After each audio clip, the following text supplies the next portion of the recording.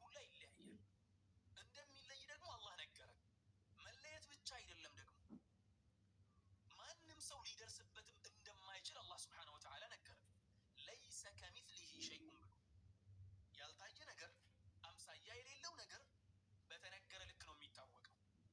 ይህንን ደግሞ ፕሩቭ ለማድረግ ያክል ብሩኬ አንድን ሰው ካላየኸው ሳታየው አንድን ሰው ሳታየው ኤግዛክትሊ የሰውየውን ማንነት መናገር ትችላለህ? ሳታየው ሳትሰማ ስም ብቻ ተነግሮክ እከሌ አፍንጫው እንደዚህ ነው፣ ቅንድቡ እንደዚህ ነው፣ ርዝመቱ እንደዚህ ነው ብለህ መናገር ትችላለህ?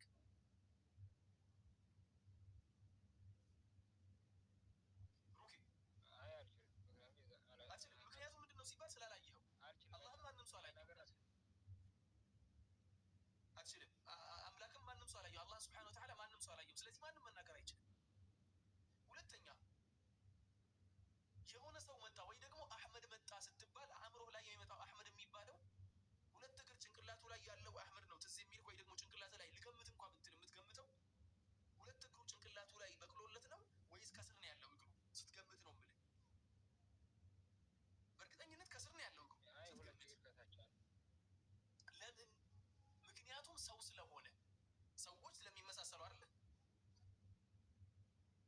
በአፈጣጠር ስለሚመሳሰሉ። አላህ ደግሞ አምሳያ የለውም ማለት አላህ ደግሞ አምሳያ የለውም። ስለዚህ ይሄንን ሐዲስ ወደ ሸርሑ ስንመለስ خلق الله آدم الله آدምን ፈጥሮታል على صورته በምሳሌው ፈጠረው አለ። በምሳሌው ሲባል እንዴት ነው ሲባል ልክ የሰው ልጅ እንደሚሰማው ለሰው ልጅ የመስማት ኢትባት እንደተደረገው ለአላህም የመስማት ሲፋ ኢትባት ተደርጓል። የመስማቱ ጉዳይ ግን ሙሉ በሙሉ የተለያየ ነው። የሰው ልጅ ያያል እንደተባለው ሁላ ለአላህም የማየቱ ሲፋ ኢትባት ተደርጓል። ግን ሙሉ በሙሉ የተለያየ ነው። ከዚያ በኋላ ስንመጣ ይሄንን ከጨረስን በኋላ አይተህ ከሆነ ሐዲሱን ቅንፍ አለው እኮ ሲጀመር على صورته ካለ በኋላ ይዘጋውና ሐዲሱን ወደ ኪታቦቹ ብትመለስ ወደ ሰሒህ አልቡኻሪ ስትመጣ እንትን አለው ምንድነው የሚባለው ይሄ ሁለት አረፍተ ነገሮችን መለያ የሚባሉ ስርዓተ ነጥቦች የሉም። ያ ስርዓተ ነጥብን ነው የሚጠቀመው። ምክንያቱ ሲባል ያለቀ አረፍተ ነገር ስለሆነ ቀጣዩ አረፍተ ነገር ላይ ምን ይላል? ጡሉሁ 60 ذراعا አለ። ርዝመቱ ደግሞ 60 ክንድ ሆኖ ሳለ 60 ነው። አዎ 60 ذراعا ነው የሚለው 60 ክንድ ሆኖ ሳለ ያ አሁን እየተናገረ ያለው ስለ አደም ነው አለይሂ ሰላም፣ ስለ አላህ አይደለም። ስለ አደም ነው እየተናገረ ያለው። ስለዚህ አላህ ሱብሓነሁ ወተዓላ የመስማት የማየት የማወቅ እነኚህ ሲፋዎችን በአጠቃላይ የእጅ የእግር ሲፋዎች ኢትባት ተደርጎለታል። ማነው ኢትባት ያደረገው? ማን የነገረን? ያንን አላህ ነው የነገረን። ይሄ ነገር አለኝ አለ ካለው አለ ነው خلاص አንከራከርበትም። ያንን ጨርሰን ነው የምንወጣው ማለት ነው። ስለዚህ ያለው ነገር ይሄ ነው። ስለ አላህ አይደለም ጉዳዩ የሚነሳው። እዚህ ጋር የርዝመቱ ነገር ስለ አላህ አይደለም፣ ስለ አደም ነው። ጡሉሁ 60 ذراعا ርዝመቱ 60 ክንድ ሆኖ ሳለ ብሎ የሚናገረው ማለት ነው። ብሩኬ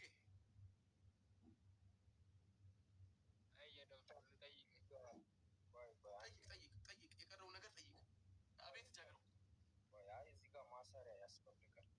እሺ እንትን 952 ሰዎች አላችሁና አንድ ትምህርት ስለራሴ እሰጣችኋለሁ። ማስታወሻ ያዙ። እሺ ሁላችሁ ኡስታዝም ያዝ እንዳትረሳ ጠይቃለሁ። እሺ እኔ ማለት ነው ጭንቅላት አለኝ። እሺ ልክ እንደናንተ ጸጉር አለኝ፣ ጸጉርም አለኝ። ምን አይነት እንደሆነ አልነግራችሁ። እሺ ስለዚህ አሁን ጥያቄውን ከብሩክ እንጀምራለን። ብሩክ አለክ? ጸጉር አለኝ። ጸጉር አለኝ። ምን አይነት ነው? ያው እንደኔ እንደገምት ማለት ነው። ግን አላየሁትም መናገር አልችልም እኮ። ምን አይነት ነው ጸጉር? እሺ አላውቅም፣ ስላላየሁት መናገር አልችልም። ግን ጸጉር አለኝ። ያው ምን አይነት እንደሆነ አይታወቅም፣ ግን ጸጉር አለኝ። ግን ሜቢ ጸጉሩ እንደ ኡስታዝ አይነት ነገር ሆኖ ሜቢ ረጅም ሊሆን ይችላል፣ ሜቢ ቢጫም ሊሆን ይችላል፣ ሜቢ ቀይም ሊሆን ይችላል፣ ሜቢ ከላይ የተመለጠ ሊሆን ይችላል፣ ስስ ሊሆን ይችላል። አሉ ብዙ አይነት ብለን ልንዘረዝር እንችላለን። ምክንያቱም ሲባል የኔ ጸጉር አምሳያ ስላለው ማለት ነው። አላህ ግን በጣም ክሊር ነገር ነው እየነገረን ያለው። አላህ ምን አለን? እኔ ማንንም አልመስልም። ጨረሰ፣ ዘጋው። ገባችሁ አይደለ? ስለዚህ አላህ እንዲህ አለኝ ሲል አለን ስላለን አለው። ምን አይነት ነው? በምን እንመስለው? ምክንያቱም እሱን የሚመስል ነገር የለም። ገባችሁ አይደል? በምን እንመስል? በምን እናስረዳ? በቃ እሱ ብቸኛ ነኝ እኔ ማንንም አልመስልም ማለት። ይሄን ነገር በደንብ ያዙ። ብሩክ ማይክን ክፈት። እግዚአብሔር አይን አለው። ያው እግዚአብሔር አይን አለው ስንል መመልከቱን ነው እንጂ ሊተራሊ እግዚአብሔር በሁሉም ቦታ ይሞላል። አሁን እግዚአብሔር ሁሉም ቦታ ማየት ይችላል አይችልም ሳይሆን እግዚአብሔር እንደ ፍጡር አይነትም አይደለም፣ እንደ ራሱ አይነት አይን አለው። አይን ፈጣሪ እግዚአብሔር አምላክ እነሱ መገለጫዎች ናቸው እንጂ እግዚአብሔር አምላክ አይን ምናምን የሚባሉ ነገሮች የሉም። እግዚአብሔር አይን ምናምን የሚባል ነገር የለም እኮ። እግዚአብሔር አይን አልባ ነው ማለት ነው። አይን እግዚአብሔር አምላክ ሁሉም ይመለከታል እኮ ነው። ይመለከታል፣ ግን አይን አልባ ነው ወይ? አይ እንደሱ አይባልም። በነገራችን እንደዚህ ጥያቄ ኮሽ አይን አለው። ያ ስለ አይን ስናወራ ይመለከታል አልኩ። እኛው ፍጡር ነን አይደል? ለኛ አይን የተሰጠ እንድንመለከት። አስተካክል። እግዚአብሔር ያያል አያይም? ይመለከታል። ጨረስን፣ እንዳትመለስ እሺ። ስለመመለከት እግዚአብሔር አይን አለው። ምን አይነት ጥያቄ? የ100 ብር ጥያቄ። እሺ እንደዚህ አይነት ባህሪያት የፍጡር እንጂ አምላክ ባህሪያት አይደሉም። አይን እጅ ምናምን የሚባለው እኮ አይን የለውም እግዚአብሔር። ይመለከታል አልኩ እኮ። መመልከቱንም አጨረስን ቅድም። አትመለስ። አይን አለው ወይስ የለውም እግዚአብሔር? እሺ አይን የፍጡር ባህሪ ነው የአምላክ ባህሪ ነው? አይን ፍጡር አይደለም፣ አካል አሁን ለምሳሌ አንተ አካል የተፈጠረ ነው አይደለም? ነው አካል ስልክ አሁን የኔ አካል አለ፣ የአምላክም ደግሞ የራሱ የሆነ አካል አለ። እግዚአብሔር አይን አለው? ጥያቄ አይ አንተውም እንደማለት ነው የለውም ብለህ አይን የሌለው አምላክ ልታመልክ ነው ወይም ታመልክ ነው? እንደዚህ ጥያቄ ልታመጣ ፈጣሪ አሁን እኔ አሁን ለምሳሌ ልንገርህ፣ ከክርስትና አንድ እንደወጣ ያደረገኝ ነገር እግዚአብሔር ይኑሮ ላይ አለው ስል ችግር ነው፣ የለውም ስልም ችግር ነው። በቃ ችግር ሆነብኝ እና አንተ እንዴት ነው ክርስትና ውስጥ የቆየከው? እግዚአብሔር አይን አለው ወይስ የለው? እንዴት ይህን ሳታረጋግጥ እስካሁን ቆይ? እኔ በነገራችን ላይ ይሄ ፍጡር ባህሪ ነው ብዬ ነው እንደኔ ማለት ነው። አምላክ አይን እጅ ምናምን የሚባሉ ነገሮች አይገቡትም ብዬ ነው። እሺ ችግር የለም። እግዚአብሔር እጅ አለው? እግዚአብሔር እጅ ስትል ምን አይነት እጅ? እግዚአብሔር እኮ መንፈስ ነው። መንፈስ እኔ አሁን ነገርኩህ። እግዚአብሔር አይን አለው ስልክ ልክ እንደኔ ነጭና ጥቁር ብሌን ምናምን የሆነ አላልኩህ። በቃ አይደለ? ልክ የእግዚአብሔር የራሱ አይነት ለእሱ በሚመጥነው መልኩ የእሱ አይነት አይን አለው። መንፈስ ነው። መንፈስ ፈጣሪ እኮ መንፈስ ነው እኮ። አይን የለውም? መንፈስ አይን አለው እንዴ? ንገረኛ። አይን ከሌለው የለውም በለኝ። እንደዚህ አይነት ጥያቄ እኔ በነገራችን ላይ ይቅርብኝ። ጠይቀኝ እኔን ከፈለግ ይህን ጥያቄ እኔን ጠይቀኝ እነግርሃለሁ። እናንተ ግን መቼም አየህ፣ ከቅድም ጀምሮ ከኡስታዝ ጋር ስታንዛዛ የነበረው ነገር የአንተ ሙግት ከ1 ደቂቃ ያልፍ። በቃ እንዲህ ሽምድምድ ብላችሁ ነው የምትቀመጡት። በቃ አይደለም ግን ምን ያህል በማይሆን ነገር በጥመት ውስጥ ተጠቅጥቃችሁ እንዳላችሁት ይህንን ነው የሚያሳይ። ገባክ አይደለም? እኛ አምላካችንን ከማንም ጋር እያነጻጸርን ወይ በምንፈልገው እኛ የማብራራትን መንገድ እያብራራን አምላካችንን ያነሳልሱ። አምላካችን ራሱ ባለው ክብር ደረጃ እናከብረዋለን። ጣልቃ ገብተን ምናምን መፈትፈት አንፈተፍት። ገባ? እናንተ ግን ከዚህ አታልፉ። ገባክ አይደለም? እሺ ስላሴ በአሁኑ ሰዓት አይን አላቸው ልክ እንደኔና እንዳንተ? እነሱ አምላክ በነገራችን ላይ መንፈስ ነው ብዬ ነው የማምነው እኮ። መልስልኝ። አላቸው የላቸው? ስለ ስላሴ ስተዋራ ይሄ ፍጡር አይን የፍጡር ባህሪ እንጂ አምላክ ባህሪ አይደለም። በመጀመሪያ ደረጃ ማለት ነው። እጅ እግር ምናምን የሚባለው የአምላክ ባህሪ ነው ማለት የፍጡር ባህሪ ገባኝ እኮ። መልስልኝ። ስላሴ አይን አላቸው ወይስ የላቸውም? ልክ እንደኔ እና እንዳንተ ክብ የሆነ እሱ የፍጡር ባህሪ ነው አልኩ እኮ። የላቸውም አሁን? እሱ የፍጥረት ባህሪ ነው እንጂ አምላክ ሲጀምር እጅግር ምናምን የሚባለው ነገር ለራሱ ለእሱ አይገባውም። አላቸው ወይስ የላቸው እኮ? አይገባውም። የሚገባውም ተሆነ አላቸው ወይስ የላቸው? በነገራችን ላይ ስለ አይን ስለ እጅ ስለ እግር ምናምን ስትዋራ ስለ ፍጡር ነው ምናምን እኮ የላቸውም በለኛ የለውም በለኝ በቃ የለውም በለኝና ለምን አትገላገል? ምን አጨናነቅ? ይሄ የፍጡር ባህሪ ነው። የአምላክ እኮ አለው ወይስ የለውም? ነገርኩህ። ይሄ የፍጡር ባህሪ ነው እያልኩህ አለው የለውም ብለህ ትገኛለህ እኮ። ከሌለው ለምን የለውም አትለኝ? የፍጥረት ባህሪ ነው። ፈጣሪ ማንንም አይመስልም አይደል?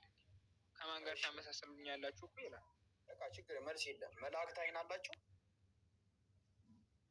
መላእክት አላቸው። ምን አይነት አይን? እሱን አልተመለከትንም፣ አላየንም። ይሄ አላየሁም፣ አልተገለጸም።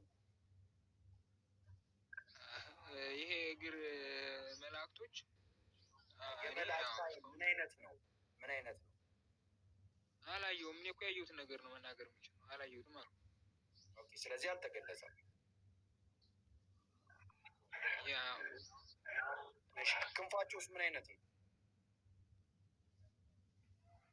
እነሱ እኮ መንፈስ ናቸው እኮ። ክንፍ የላቸው? አላቸው፣ ግን መንፈስ ናቸው እኮ። ክንፍ አላቸው። ምን አይነት ክንፍ ነው ያላቸው? እነሱን አላዩዋቸውም እያልኩ ስለ እነሱ ባህሪያት አትጠይቅ። ይህም አልተገለጸም። እሺ ሚዩት አድርግና እንቀጥላለን። እንዴ አምላክ መንፈስ ነው ብሎ አመለጠ። ከዛ በኋላ መላእክት መንፈስ ናቸው ብሎ ደግሞ መላእክት አይን አላቸው ወይ ስትል አዎ አላቸው አለ። ስለዚህ መንፈስ አይን ካላቸው እግዚአብሔርም መንፈስ ከሆነ ለምንድን ነው እግዚአብሔር አይን የሌለው? አይ እንትን ነው፣ እነሱ ፍጡር ናቸው፣ እሱ ፍጡር አይደለም። ይህን ነው የሚመለከተው። መላእክቶች በአንድ በነገራችን ላይ እኔ አንድ ነገር ነው የተረዳሁት በዚህ ንግግር። ከዚህ ንግግር ለካ አማርኛ በሁለት መልኩ ነው የሚነገረው። አንደኛው ሙአዝ ነዚፍ የሚጠቀመው ረጅሙ አማርኛ፣ ሁለተኛው ደግሞ የጃ አማርኛ። ላኢላሃ ኢላላህ ወላሂ በጣም ሲገርመኝ ነበር። ማለት አክቹዋል በሆነ እንትን ላይ አውርደህ ስትናገር ምን ያህል ቀላል እንደሆነ ማለት ነው። የጃና የሙአዝ አማርኛ በሚል ሰሉት። ከዚህ በኋላ ሙአዝ ለማስረዳት በጣም እኔ አሁን እሱን ለማስረዳት ነው ወላሂ ረጅም መንገድ የሄድኩት። የዑለሞችን ስም ጠቅሼ ምን ብዬ ለካ ይሁን ላይ አያስፈልገውም ነበር። ጀዛከላህ ኸይር ጃቢሮ፣ ሌላ ነገር አለልህም? ጀዛከላህ። ጸጉር አለክ፣ በዚሁ አጋጣሚ ጽፌዋለሁ እዚህ ጋር። ጸጉር አለክ፣ ጭንቅላትም አለህ። በስተመጨረሻ ማለት የምፈልገው ነገር ትናንትና የሚያልኩት ይሄን ነጥብ ነበር። የአላህን ሲፋ ኢትባት የማያደርጉ ሰዎች ማጽደቃቸው ነው። የለም ማለት በአላህ ላይ ያለ እውቀት መናገር ነው። ይሄ ወገናችን ደግሞ ጃቢሮ ሰሞኑን ካየኸው አላውቅም፣ የሆነ ቪዲዮ ሲዘዋወር ነበር። ትልቅ ቄስ ሲናገሩ እግዚአብሔር ለእኛ ነግሮናል እጅ እንዳለው እግር እንዳለው ሲል ቪዲዮ ተዘዋውሯል። ታውቃላችሁላችሁ። ትልቅ ቄስ ነው ሰውየው። ቪዲዮ ሰርቶ ተለቋል። ያንን ቪዲዮ ማሳየት ትችላላችሁ። መጽሐፍ ቅዱስ ላይ ብሎ የተናገረው እንዲሁም መጽሐፍ ቅዱስ ላይ ብቻ ሳይሆን ሌሎች መጽሐፎች ላይም ተነግሯል ምናምን ብሎ ሲናገር ነበር። እኔ ፈጣሪ አምላክ እጅ እንደሌለው እኔ መለጠፍ እችላለሁ ማለት ከኮሜንታሪ ከድሮ አባቶች መጥቀስ እችላለሁ። ምን ያልከው? ስለ ፈጣሪ እነሱ መገለጫዎች እግዚአብሔር መንፈስ ነው። ድጋሞ እጅ የለውም ነው ያልከው? እዛ ነው ያለው። ድጋሞ እስቲ ፈጣሪ አምላክ እነዚህ አይገቡትም። ይሄ የፍጡር ባህሪ ነው እኮ። እጅ አለው የለውም? እጅ የለውም በል ድጋሞ።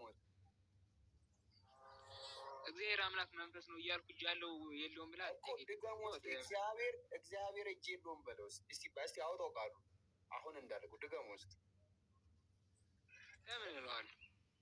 አትለውም በቃ። እኔ እኮ በጣም እኮ የሚገርም ችግር የለውም። እሺ እኔ ትንሽ ማጠቃለያ ልስጥና ሌላ ሰው እኔ በነገራችን ላይ አንድ አልሐምዱሊላህ አላህን የማመሰግነው ነገር ክርስትና ላይ ያሉ ነገሮች አሉ። ያው እኔም እዛ ውስጥ ስለነበርኩ በደንብ ነው የማውቃቸው። ወላሂ እኔ አላህ ከአርሽ በላይ ነው ሲባል፣ አላህ እጅ አለው እግር አለው ሲባል ማለት ነው ክርስትናም ላይ እኔ ተምሬ የነበርኩት ትምህርት ነው። ስለዚህ እኔ እስልምናው ላይ ስመጣ ለመቀበል አልከበደኝም። ግን ዋናው ምንድነው ሀሳቡን መረዳት ነው። እስልምና ግን ደግሞ ይህንን ሀሳብ በተሻለ መንገድ ነው የሚያስቀምጠው ማለት ነው። እና ይሄ ነው። እሺ ጌዲ እንዴት ነህ? ጃይ እንዴት ነህ? አዳምጥ። እንደዚህ የተባለው ምሳሌያዊ አነጋገር ነው ብለው የሚጠቅሱ የቤተክርስቲያን ሊቃውንት አሉ። ቅዱሳን ሆነው እንደዚህ የሚናገሩ አሉ። ሁለተኛ ደግሞ አይ ምሳሌ ሳይሆን አለው። ለምሳሌ አይን አለው፣ ጆሮ አለው፣ እግር እንደዚህ አለው፣ ግን አይመረመርም የሚሉ ለምሳሌ ሰለስቱ ምዕት በሃይማኖተ አበው ይህን ያነሳሉ። ቅዱስ አትናቴዎስም ይህን ያነሳል። በእኛ ትርጓሜ ኦሪት ዘፍጥረት ትርጓሜም ይህን ያነሳል። መልክ አለው ስለሚል ማለት ነው። መልክአ ሥላሴ የሚልም ድርሰት አለ እንደምታውቁት። በዚያ ላይም ይሄ በጉልህ የተነገረ ነው። ሌሎች ሊቃውንቶችም ይህንን በስፋት ያስተምሩታል። አይን፣ እጅ፣ እግር አለው፣ ግን አይመረመርም፣ አይታወቅም፣ በቅርጽ አይለካም። እግዚአብሔር አይን አለው ሲባል በምሳሌ ብቻ አይደለም። ያያን ለማለት ብቻ ሳይሆን አይን አለው፣ ግን እንዴት እንደሆነ አናውቅም። በኢትዮጵያ ኦርቶዶክስ ተዋሕዶ ቤተክርስቲያን በነገራችን ላይ ጸና ያለው ብዙዎቹ ሊቃውንት የሚያስተምሩት ይህንን ትምህርት ነው። ግን ደግሞ የእግዚአብሔር ለምሳሌ አይኖች አሉ፣ ጆሮዎች አሉ። ጨርሰናል። ፋይሉ ዝግ ነው። ኸላስ ሰምተሃል አይደለ ብሩኬ? ከነ አባቶቹ ነው የጠቀሰው፣ ከነ ቀደምት አባቶች ነው የጠቀሰው።